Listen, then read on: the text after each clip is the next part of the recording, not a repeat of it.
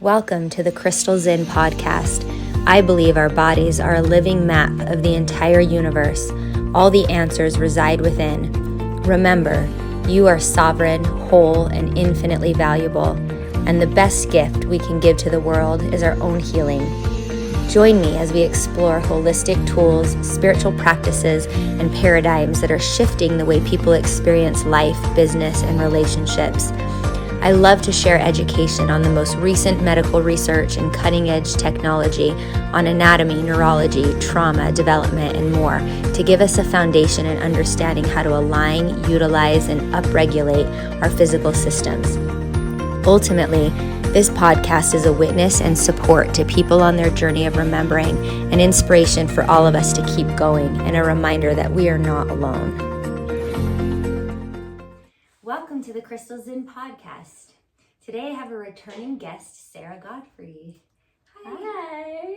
Thanks for coming. Welcome. Yes, thank you. So I'm really excited to have Sarah here today because she is in full launch of a bunch of new programs and things in her business that I have been learning from and watching and keeping tabs on forever and just love them. Like, it's one of those things that every time I see something you've put up or some little tidbit you've put out, I've been like, whoa, I needed to hear that. Whoa, that's so relevant. Wow, that's exactly what, I needed to hear to help me with this step or the reframe I needed for my brain. You guys know what I'm talking about, right? Because we see inspirational stuff all the time. But there's something about like where I'm at, where entrepreneurs are at, where women are at, where when you put out your thing, it just kind of lights me up. And so I see a lot of magic there, and that's why I asked you to come back. So thank you so much. Thanks. I'm so glad to be here. Last time I was here, I was in the midst of when I was moving. Oh, that's right. So I was a little more like, oh my gosh, what is going on? Yeah, and I think that was the program before too, and you were like, this is coming out soon. Yeah, I was like, I'm pivoting. Yeah, that's what it was. Yeah. But now you're well down that road. Yeah. That's exciting. Okay, so before we get too far into these exciting things about entrepreneurship, nervous system regulation, embodiment, let's just tune in. Will help us with a clear path forward. And for the listeners, if this is the first time today you've had a minute for yourself, if you're in a place where it's safe to do so, simply close your eyes. If not, you can just drop into the body or the heart with secondary focus. You can do this anywhere, even if your eyes have to be open. And you can just begin to feel where your body presses into the surfaces beneath it.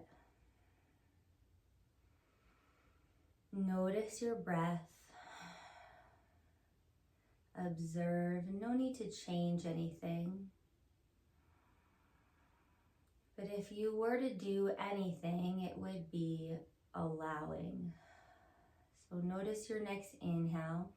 Find anywhere that you're actively restricting or blocking that breath, and just allow more.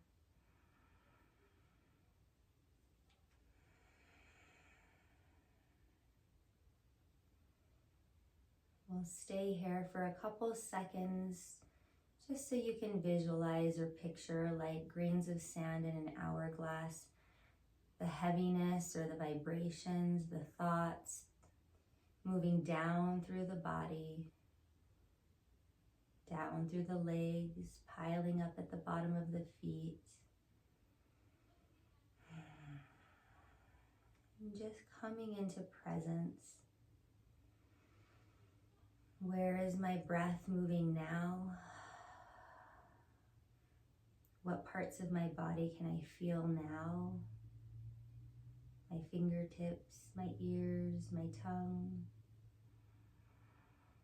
And then our last little tidbit today will just be an opportunity to cultivate a feeling of gratitude, maybe even a feeling of awe for your body. Thank you, I love you, I am here.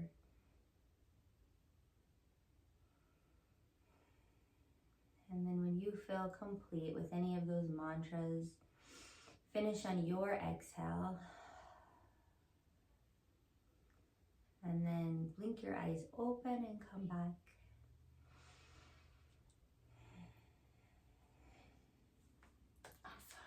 Awesome. Yay, we're back. Now maybe we know what we want to talk about. What do you want to talk about? Well, maybe we should do a quick re-intro for people who haven't heard from you before about your journey from young adulthood, or maybe even childhood if you feel like it's relevant, to an embodiment coach and putting out these programs, your expertise in somatics. Yeah. So I'll talk about when I was first introduced to somatics, because I'm pretty sure this is a story I've shared before on here. I share it a lot. But when I was in college, I was going through a very dark time in my life, and actually ended up getting some help because I was just filled with so much darkness, so much self-loathing. And I was studying dance at the time. So while I was getting help, trying to figure out like, how do I live life without these negative patterns that I've developed that are making me miserable. And I had to take a class called somatics, which people probably know. It just means body focused. Because I was studying dance, like I said. So this was like a required part of the program that I was in. And my first mentor, Pat Debenham, he is the one who really taught me to pay attention to what I was feeling inside of my body, to connect with it in a different way. And he also just told me about how movement was so much bigger than what I had known it to be within dance. That it was really about how you show up for and respond to life. And because of what he taught me and how much it had opened my eyes, I just started paying attention to things in a different way. I started to notice that my dance professors were giving me corrections that had like one common thread. They were telling me to take up more space, which at the time in my life was literally the last thing I wanted to do. I was basically imploding on myself, trying to disappear and take up as little space in every single way possible. So I noticed this, and first of all, it was really uncomfortable for me to realize that how I felt inside, what I believed about myself, all the things that I was thinking wasn't a secret. It was really out there for everyone to see. Oh, it's a little scary to think about. Right? It was like, great, especially for someone who was like, but I want to hide. You can't. And it's interesting because Pat, actually, I had a dance rehearsal. I was dancing front and center on stage, and Pat accused me of trying to hide. And I was like, how does he know? Like, it was, okay, what do I do with this information? Okay, so everybody can tell, even though they didn't actually know what was going on, they were telling me, and it was showing up in how I was moving. Lift your eyes, Sarah. Put energy in your fingertips. Use your long legs. All these kinds of things. But I realized from this, like, maybe since the two things are so closely connected, sorry, I keep unmarking that. Since the two things are so closely connected, I can change how I'm moving my body, and it will change how I'm feeling about me and my place in the world. And so I did. I changed how I was moving. I was like, take up more space. Got it. I will do it. And I practiced it everywhere I went. I mean, and it was uncomfortable. Like, one of the things that I did was raising my eyes. Like, wherever I went, letting myself see, letting myself be seen in that way while I was in dance class, walking around campus, hanging out with my friends. It was uncomfortable because anytime you change those patterns that are ingrained, your beliefs come knocking. They're like, hey, no, remember? Like, yeah, this isn't us. This isn't like who you're supposed to be. But over time, it actually changed those beliefs. Wow, that's so powerful. And I just want to like highlight and point out that your response to that, I think, is more rare, and it's also part of the power and the beauty and what you have structured and what you've kind of created, because like, I felt nervous when you said that. And I've heard you say that before on a webinar. And I was like, look how uncomfortable this makes your body when someone presents to you that you're not a secret. Like, you can't really hide these things or whatnot. And how comfortable are you with honesty? And so it's so powerful that, like, in the face of some criticism and feedback and whatnot, we have some choices, right? Which is double down, hide more, lie about it, gaslight yourself, like all of these behaviors that we grab onto to be more safe, keep things status quo, stay in the familiar space. But somehow you intuitively not only were able to, like, feel that wave of uncomfortability, but then make some kind of brilliant connections, which is like, well, if the chicken makes the egg, then maybe the egg made the chicken, right? Yeah. Like, maybe I can reverse engineer this in my benefit. And that's so beautiful and so powerful. And I wonder, for people who maybe feel a little skeptical or timid, or like, do I have what it takes to just show up like that? Like, can I fake that if I'm not feeling that? Like, what do you think made you able to tap into that? What advice do you have for someone who was just starting to consider that? Like, whoa. I would, first of all, say I wouldn't approach it with the idea of, like, faking it, but rather with an open mind and an open heart, saying, just considering, like, what if? Maybe I don't know there is all to know about myself. Maybe there is more to me. With just living in that kind of a question, I think, is what really made the difference for me. Because I wasn't like, I'm just gonna pretend that I'm okay with, I was just like, I'm just gonna see what happens if I were to do this. So there wasn't anything finalized about it. I didn't feel like I was pretending. I was just experimenting. I love that. Yeah.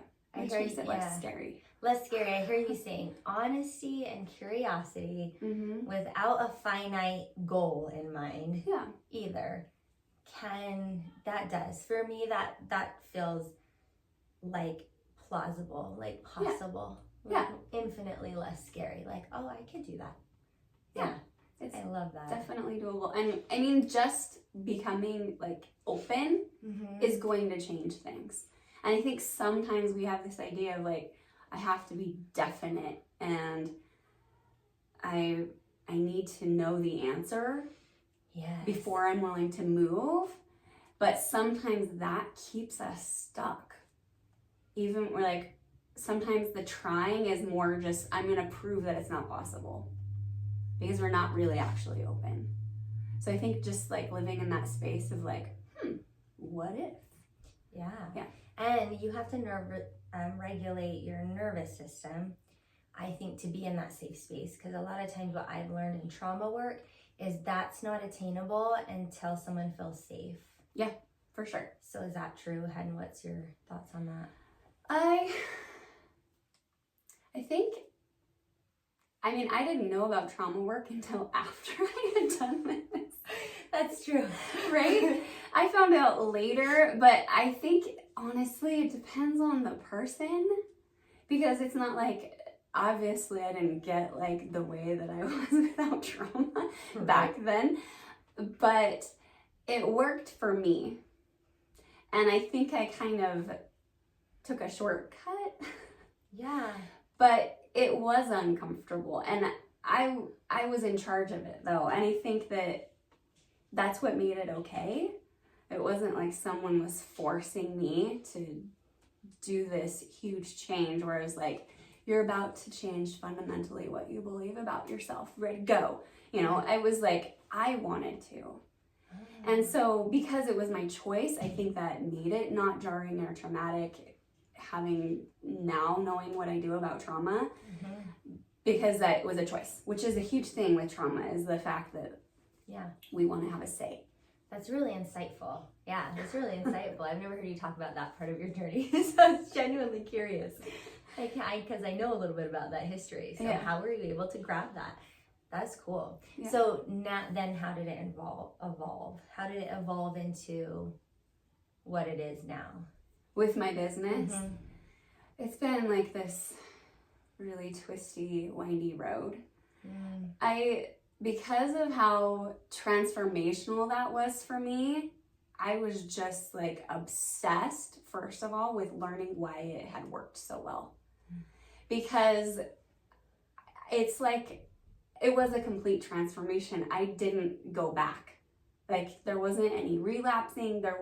I just completely changed. It was like, it's weird for me to even look back and be like, those are my memories, but my experience, my lived experience now is so completely different.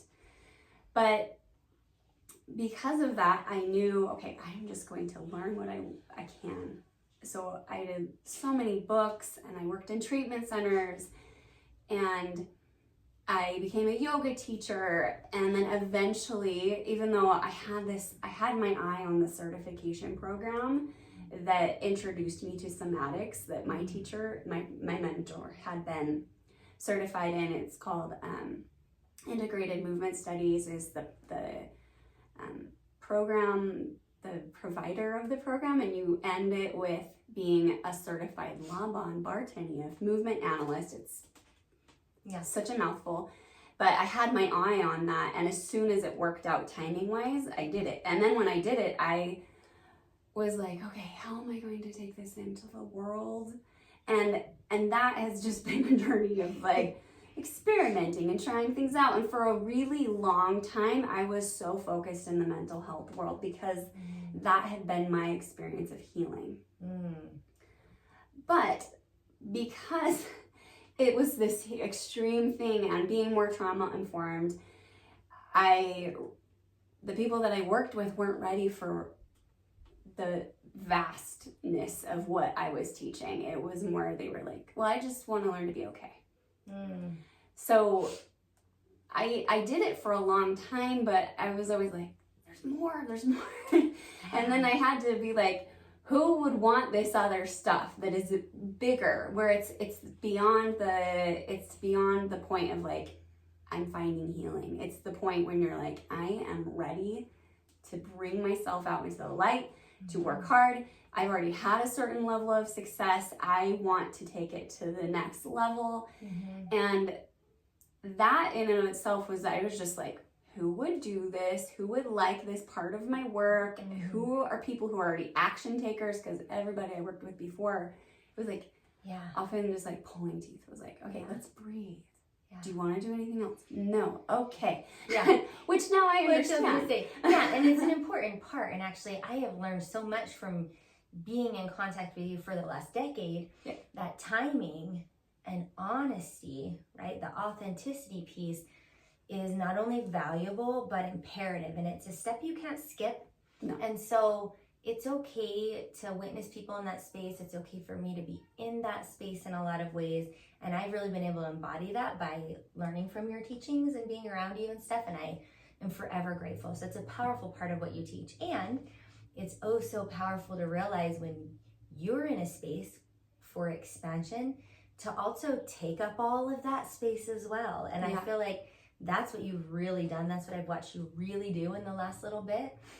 Be like, so I actually am a leader and I have all this value. And so I can be coaching leaders. So like those are the people who wanted it, right? Maybe you can talk more about that. I'm excited to hear more about that sort of transformation into like the expansive space.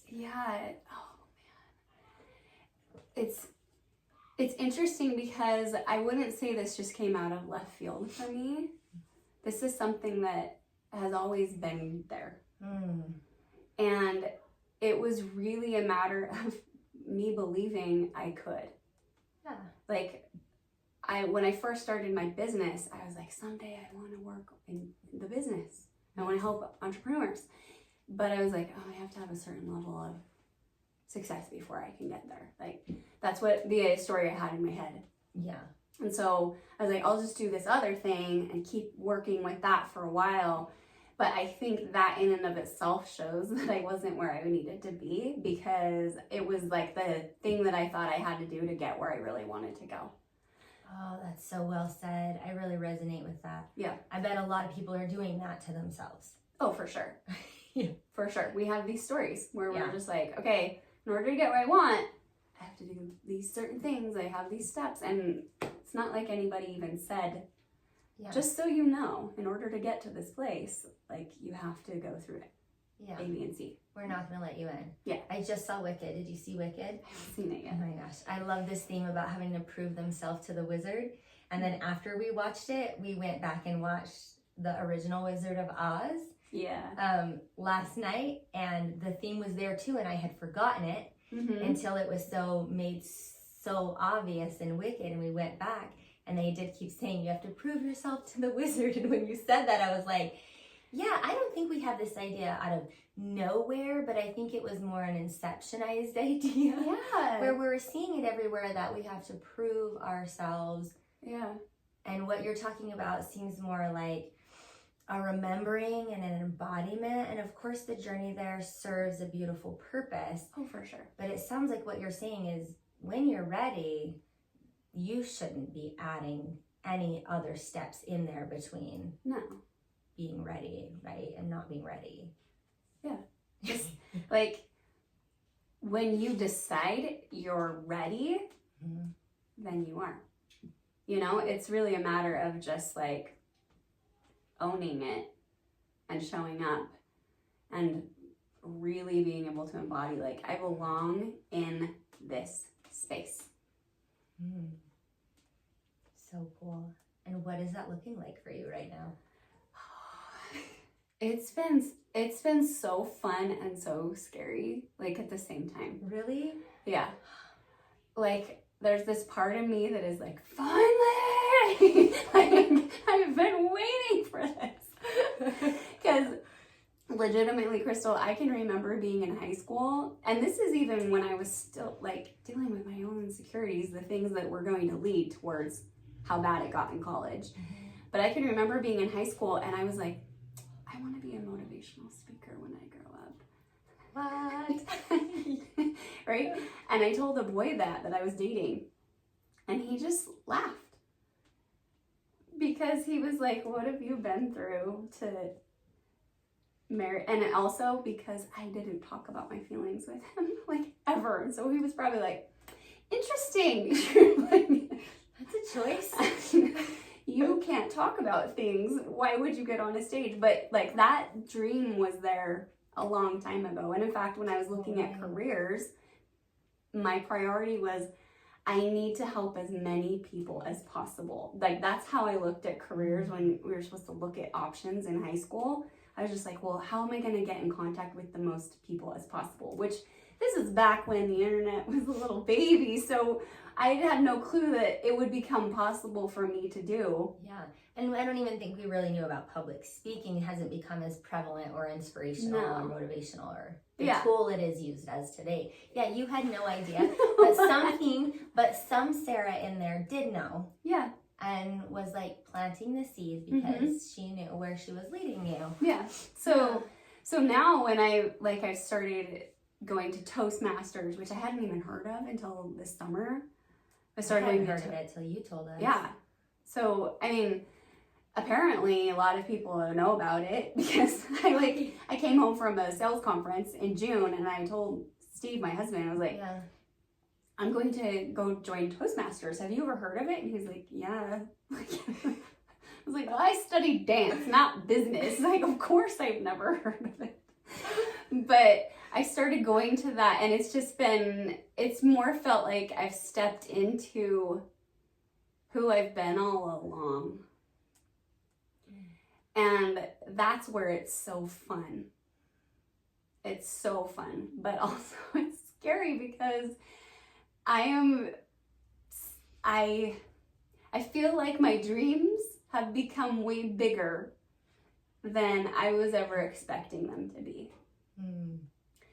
And that it's asking more of me than I thought I had to give, you know? And that's a little intimidating, but it's also like, I wonder what's gonna happen. It's just like this magical space to be in that's scary and free at the same time. Yeah, it's exciting. It reminds me of just sort of like some things I felt where you just kind of lose your bearings. Like you lose your orientation, but you have to enter outer space. Yeah. And so that feeling should be normal. It should be what's expected, and it totally makes sense exactly what you're feeling and the way you describe it. You've gotten so good at talking about your feelings. Thank you. I literally didn't know it would be possible. Even with Steve when we were engaged, he was like, so you gonna talk about your feelings? I was like, someday, I'm sure I will. Yeah. Do you love me? Yeah. Like I'll tell you later. I was the girl that the boys that I dated were the ones who were like, hey, let's talk about things. How do you feel? I was like, I don't know. A boy told me he liked me and I just said ditto. I literally couldn't say anything else. Oh my gosh. But that is just, the testament to our weaknesses are our greatest opportunities and end up being our greatest strengths, right? Because that's what we have to push in. And I think sometimes our fears for things come because we're scared of the power we feel inside of us. Yeah, I misquoted that a bit ago because I thought that was Mother Teresa. That quote we always hear, but it's Marianne Williamson who said that. Mm-hmm. So just to redeem myself a second time. Yeah. I know that and I believe that. And now, every time I hear that and I have the opportunity to embody that or witness that, I'm like, oh, so true. Like on a deeper level, like, whoa, that was so much more true. Mm-hmm. I recently read on the referral of one of my friends or previous clients who were doing private yoga, gave me this book called The Existential Kink that sort of harped on that idea as sort of her premise. But she talks about it in a roundabout way where she really gets in your face a little aggressively about being like, what you have is what you want. And it reminds me of what you were saying earlier where people were giving you this feedback once we learned to view the world as a mirror, and I learned the mirror concept. Yeah. That also made it a little less intimidating for me too, because I could view that all as me and not Sarah, who I'm intimidated by, judging me and giving me feedback or whatever, but like, this is the world mirroring and it's showing up as Sarah giving me some advice. But everywhere I go, I'm going to get that because it's just me. It's a mirror of me out there. So she kind of uses that premise. And for me, what was the beautiful and perfect way, I needed it to be said like that for me to understand that what I wanted, I was getting. And then I could go deeper and have that, what you said, curiosity and authenticity about, well, what do I want? Is this what I want? And is some of my wants keeping me familiar and comfortable? And are some of the behaviors because I'm afraid of expanding into what that space you said, because it is disorienting. It can be fearful. And it is new. And the answer was, for a lot of journaling I've done this year, yes, absolutely. It's exactly what you're doing. And she even has a practice where you have to do 30 iterations, and it begins with, this is a plug for her stuff. Follow her, get her book, I love what she did. Where you write, I will never, ever, ever, no way, no how, no matter what, let myself become a successful public speaker, she's using your example, because I have a deep, dark fear of. And then you iterate that 30 times. Interesting. Because I'm afraid of making a lot of money. I'm afraid of people seeing me. Why? I'm afraid they'll find out this. Why? Because I'm afraid, and you kind of really get to the bottom of your unconscious behavior. That's so cool. And what I think is so beautiful, and I'd love if you would be willing to talk about this, is I feel like that reminds me of your practice and what you teach in somatics, because you get there through the body. It reminds me of that practice through the body, whereas this practice is using the intellect to get there. And there's many roads to Rome, whatever resonates with you at that time in your life. But I wonder if you'd be willing to talk about that kind of somatic practice, anything you want to share about that gets us to that place of actually being able to change. Oh, wow. So the interesting thing about our bodies, I mean, you can picture the nervous system. Okay, so if you ever see a picture of the nervous system, I know you have, but it's like the brain, and then it looks like the brain is this weird plant with these roots that or end up being in the shape of the body, right? All of those nerves that go throughout the body. And the brain is basically alone in this dark box, and the only way that it can get information is by gathering it through the body. So everything that happens in the brain, every thought, memory, perception, idea contains information about what was going on in the body at the time. And over time, the only thing that's been constant for your brain is the body. That it experiences life through the lens of your body. So when you develop a concept of self, this identity, it actually comes from your body. And so when you are wanting to shift that identity, yes, you can do it by working on the thoughts. And I think it's important. However, the brain, I like to kind of thinking of it as, say I have a beautiful painting on the wall, like my thoughts. And I want to keep those thoughts proper and like the place it's going to serve me. And it would be like straightening the painting on the wall. And over time I start to notice, hey, I keep on having to straighten this painting. Why do I keep on going back to the same place? Why? Well, if you can either continue to just approach it through your mindset by straightening the painting manually every time you walk past, or you can take a look at why the painting keeps on getting crooked. And the first thing that I would do is I would check out the wall that it's hanging on and see if it's level and straight. And that would be looking at what's going on in the body, right? Where you don't have to shift that every time. It's like, oh, the reason my thoughts keep on going this place is because what it's leaning on, what it's relying on in the body is in this state.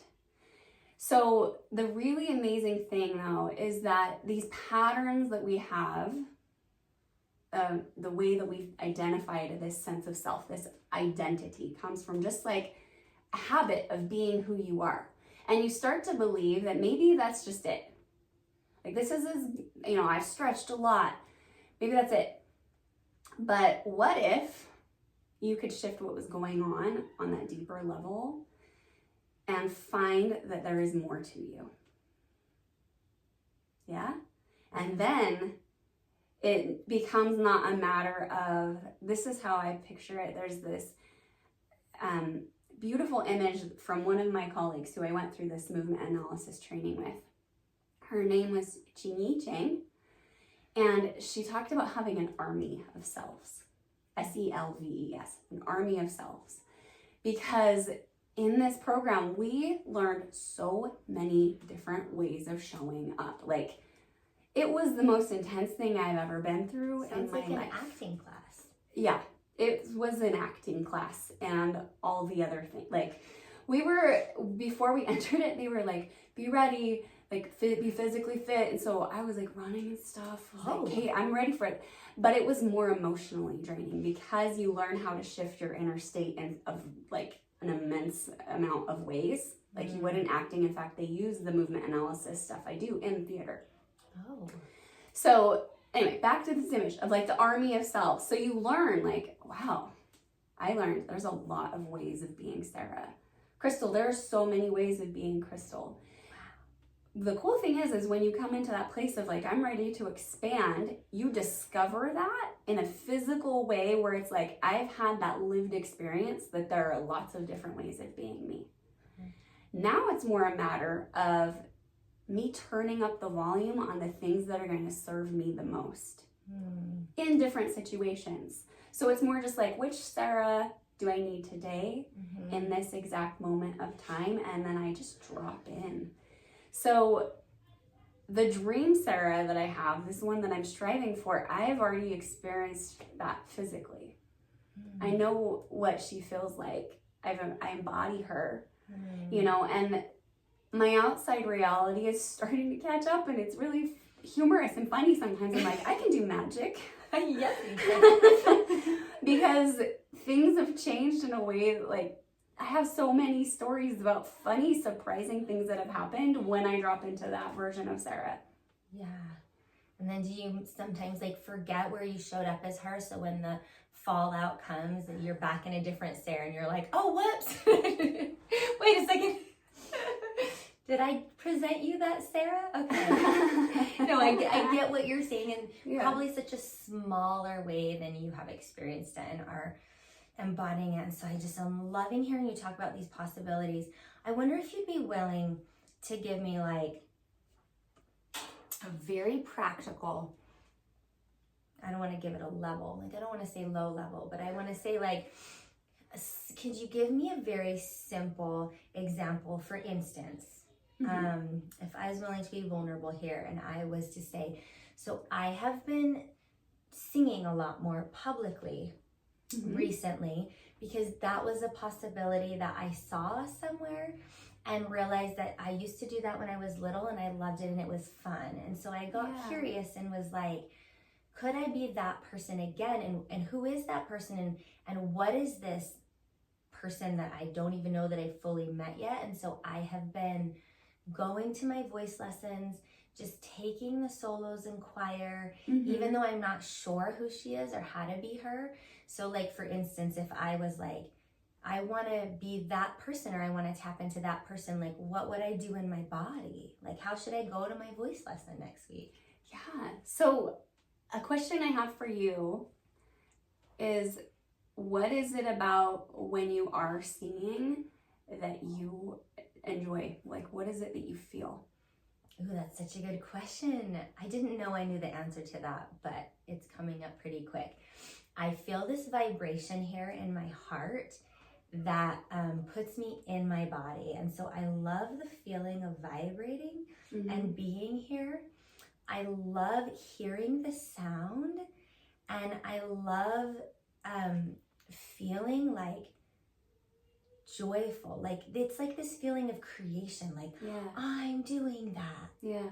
So it's almost like an empowered feeling, but it's very embodied, because a lot of my trauma that I continue to work on disassociates, which many people do.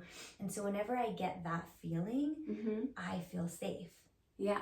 And I feel like powerful. Yeah. Okay, so you feel safe, you feel powerful. It sounds like you feel alive. Yeah, I like that. And so the cool thing is that you can memorize that feeling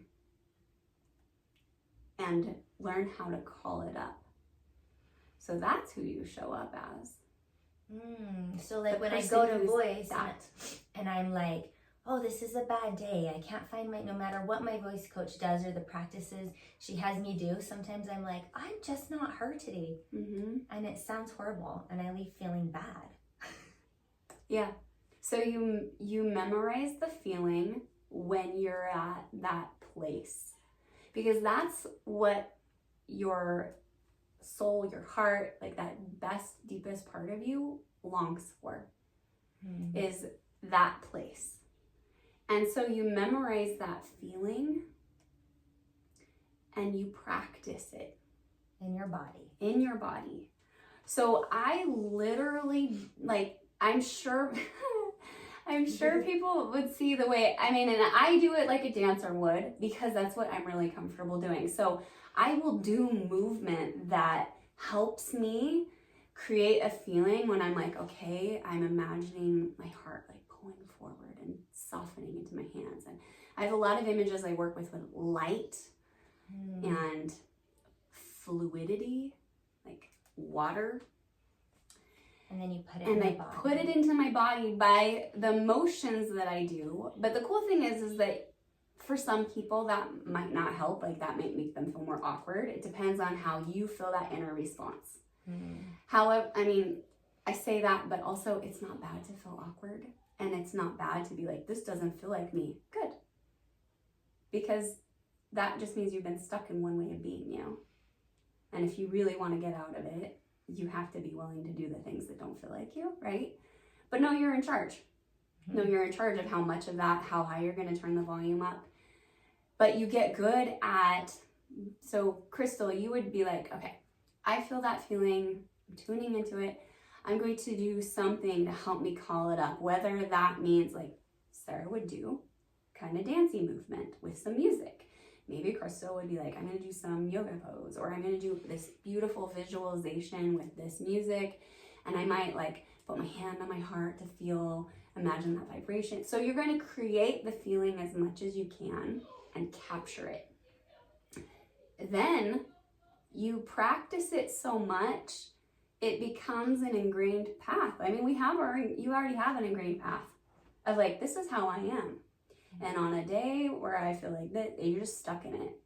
It's like a wheelbarrow track, you know, when it just gets really ingrained. But like, what if you just started visiting that place of when you feel so safe and alive? And what was the other word? Powerful. What if you visited that so often that it became the ingrained track that you went to most easily?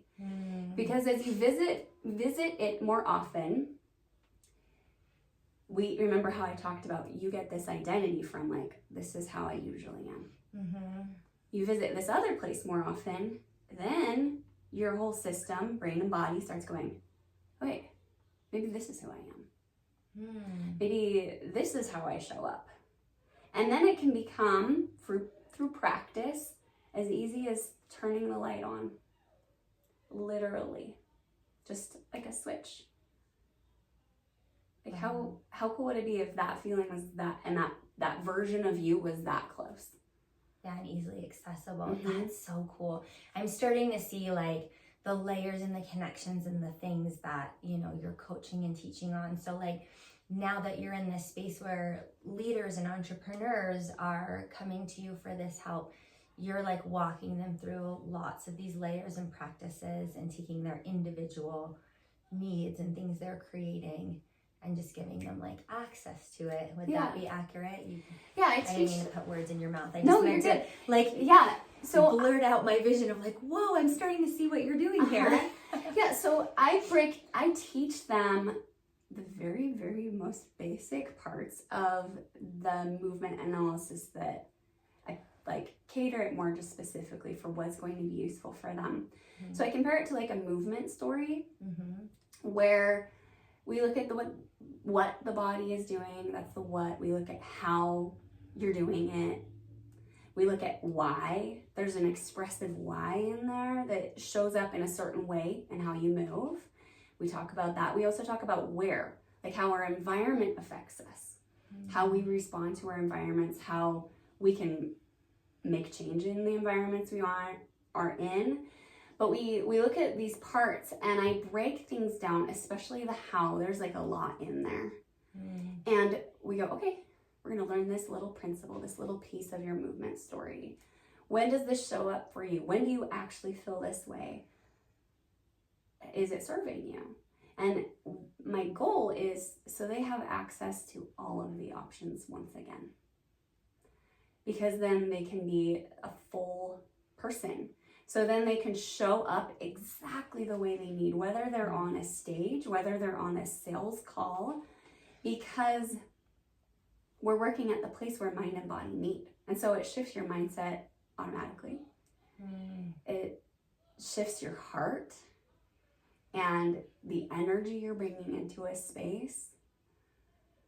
It's so beautiful. It's so nuanced and the depth is just incredible, because I just am thinking back like 20 years, like when we started yoga and people saying things like, when you put yourself in a power pose or you hold this position, it's helping you. Well, what does that mean? Like that's just like,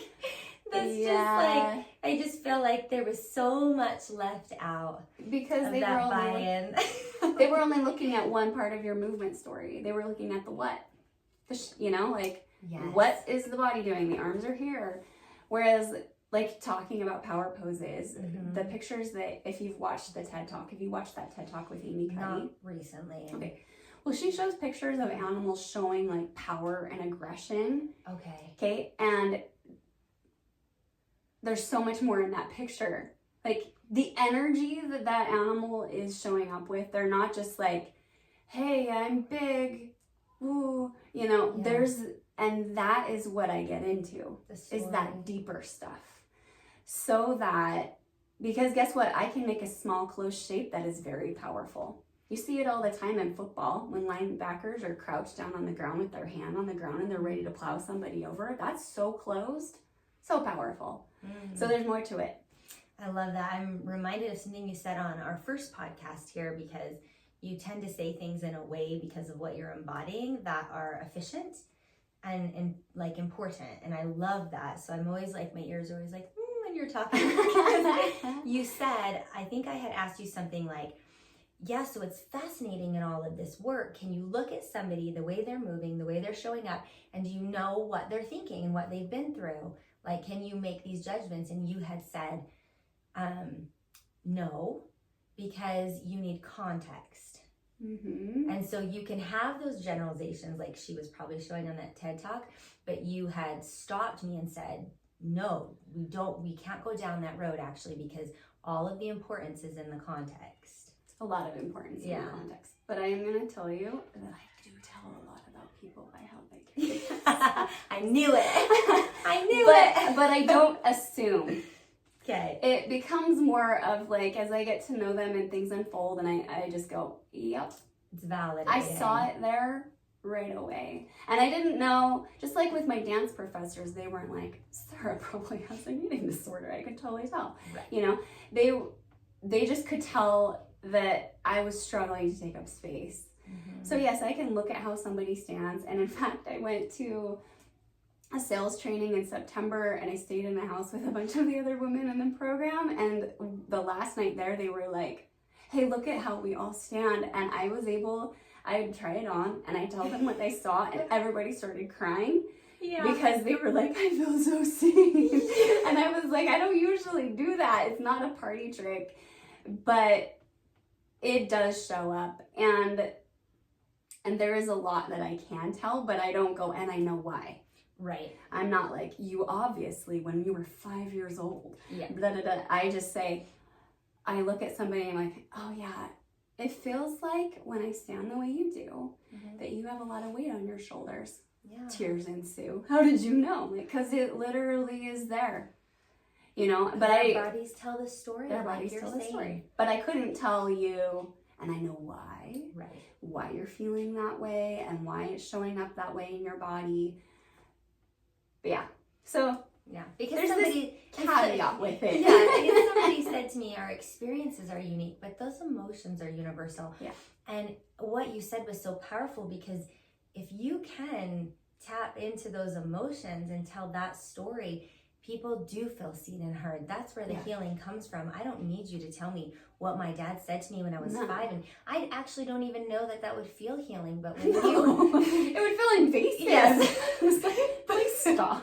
So the power in it, anyways, is you saying, you know, sounds like you feel this, and I know what that feels like, and that is where, like, the being seen and heard and the healing and the wisdom comes through anyways. And I do appreciate that respect of not making assumptions and telling people stories, but it is true. And anytime that's happened, you zoom out and it's kind of validating. Like, you're watching that picture, you know, of the lion being aggressive, and you're like, it feels like he's either really hungry or really scared. There's something going on where he's feeling this heightened protective emotion, right? You can't tell that story, but you zoom out, right? And then there's a predator or another threat over here, threatening his baby cubs or something. And so that sounds like what you're saying is like, we don't make the assumption, but you absolutely can tell the emotion of what someone's feeling.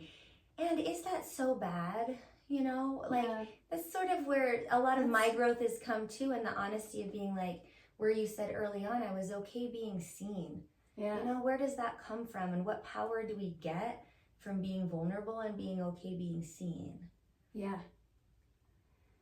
It takes bravery, but I think because of that, that's why it's so powerful. Because it's like, okay, what if I allow myself to be seen because I'm not worried about what people see? You know? Like, there's some kind of power in just being okay with that. Yeah, and safety. Where does your safety and trust come from when you are able to show up in these places? It sounds like you're saying it's no longer in other people's view of me, right? Yeah. That's not where I'm getting it from. Yeah, you know, that's where my faith has become so important to me and my higher power, that who I call God. I know you've got lots of different kinds of listeners, but like for me, my belief in God has shifted so much in this with my growing understanding of how movement works. Because I've learned that really faith for me is trust. It's trust.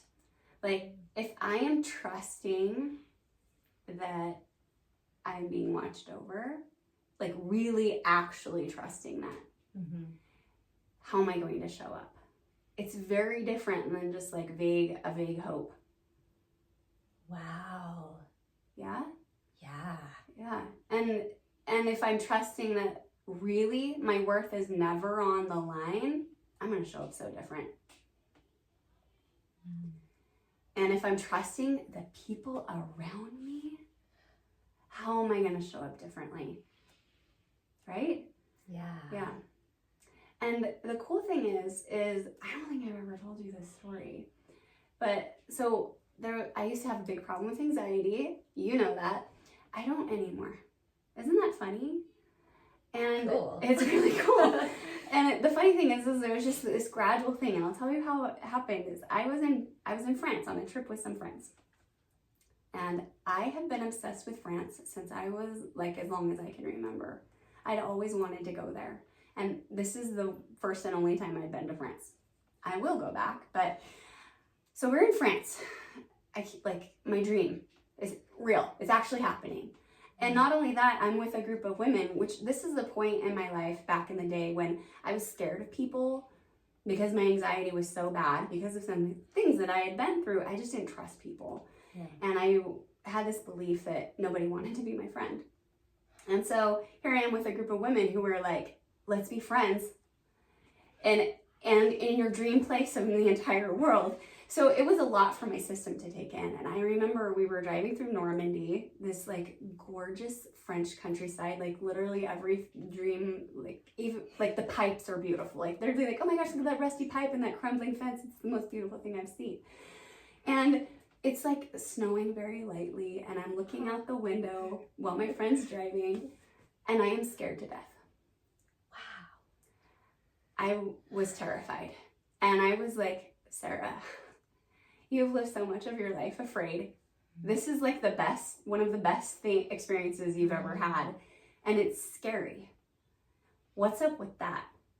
And so I came home from that experience where I was like, I have got to learn to let go. But every time I would physically let go, it was terrifying. Like I'd soften my muscles, and then it would be like, I think I'm careening through space and nothing will catch me. Which, like, that letting go is a very specific part in like the movement story that I've told you about. It's a very specific movement equation, we could say. So I was like, that's too scary. Can't just let go. I need something to tether me to the earth. So I could be more, I had this image in my head of like a kite that had a string that was tethering me. I was like, I don't even need a lot. I just need to know that like, I'm not gonna just fly off into nowhere and never come back again. Like I needed something, which I figured I was like, that's this other part of the movement equation, this movement story. So I have this letting go, and I also have this sense of strength and power. My connection with the earth, how I interact with the earth. It's a very specific movement thing, but I started to just embody it. And I created an affirmation that went along with it. I'm trying to remember all of it. I am unafraid. It's something about letting go and something about power. So there's these two things, like letting go, but also like really tethered in a way that felt safe. And I started embodying that, and every day I create that feeling we were talking about, right? Where was like, okay, that's the feeling I want. I know how to create it because I've got the equation. So I just create it every day. And then over time, I remember I was driving in the car with some other friends, and I was like, oh my gosh, my anxiety is gone. I was like, I don't even know how long it's been since I've had it. When did that happen? It was just like a bizarre thing. I didn't think that I would be able to do that for myself, but I did. But it was because of that trust. I felt safe enough to really let go. Wow, that is like the best. I was there with you in every moment of that story. What a beautiful illustration of what is possible and the road there, and then the waking up in the new way of being, and just the almost like unconscious access to it now, as opposed to the unconscious anxiety running that story in Normandy. It was the unconscious now. Everywhere you go, it's this pattern. That's so cool. I have definitely felt that with you. And I definitely feel that around you. And it's really cool to now have the context where I would have said, I see you in your power, and I see you in like your sovereignty, and it feels so good and comfortable, and it feels like anywhere you go, if Sarah's by my side, we'll be okay. Like I could have spoken to that, emotion that I, gleaned from you, but now you've just given me the context. Yeah, that's where it came from. That is so cool. Yeah. Wow. I'm so inspired. Oh. Thank you for sharing that. I wonder if you want to leave us with like any one practical piece of advice for anyone listening going, I want that. How do I begin? Yeah. Stay in that curious place. So you can ask yourself, what if I already felt that way? What you can ask yourself either, what would I do? Because sometimes you need to change your actions. Or if you can't, or your actions are already like, oh, I have some good habits in place, and yet why isn't it working? How would I do this? You have to shift things inside, this inner attitude. So then take it from there, and it takes practice, but like so often we feel that like, I am the victim to my emotions. They will arise when they do, and I just have to write them out. Sometimes that's true. Sometimes things arise, and this is also a good practice for that, because you can stay present with yourself. You're not like, scary, run away. You're just like, allow it to be. But also, you create how you feel. You do have that sovereignty where you have so much more say in your personal experience than we often are willing to own. Because then it means we have to own like, oh, I'm miserable because I'm choosing it. Dang it, right? I mean, a simple thing, like I can remember going to Disneyland with my family and it was pouring rain, and we walked from our hotel. By the time we got there, we were sopping wet, and I was in a bad mood. I was like, this is not how I pictured my Disneyland vacation with my family. And it was starting to rub off on the kids. They're starting to complain too. They weren't at first, because they were like, we're going to Disneyland, we don't care. But then they're like, oh, maybe I should be upset because mom is, right? Especially because they were young enough last time when this happened that they would absorb it from me. And Steve looked at me, again, my husband, if you don't know, and he was like, you have got to change your attitude. He was like, you are ruining everything. And I was like, yeah, you're right. And so I'm not in a state where I can be like, I love the rain. I can't change my thought about it because I'm cold and wet. Doesn't feel good. But what I am good at doing is I can go, how do I want to feel? Okay, how would I do this if I already felt that way? So I was like, I want to feel awesome walking down Main Street in Disneyland right now in the pouring rain. So how would I do that if I already felt awesome? How would I be walking? So I just like changed the spring in my step and changed the sparkle in my eyes and just looked at things like pretending that I felt amazing. And guess what? We had the best day. And everyone on the And side is everyone looking was at fine. you going, Like, that woman loves this loving. rain. No, I did not, but I made myself. And guess what? It was good. It wasn't like the day was shot, oh, everything is horrible. Like, it was a great fun day. But it's because I lived in that space of just like, how do I want to feel? What would I do? How would I do it? Done. Yeah. Cool. So that's so fun. I think that we all can think of lots of ways we have failed in that recently. And now I have some cool ideas of like, what I'm going to do next time. Like, I'm excited to experiment. yes.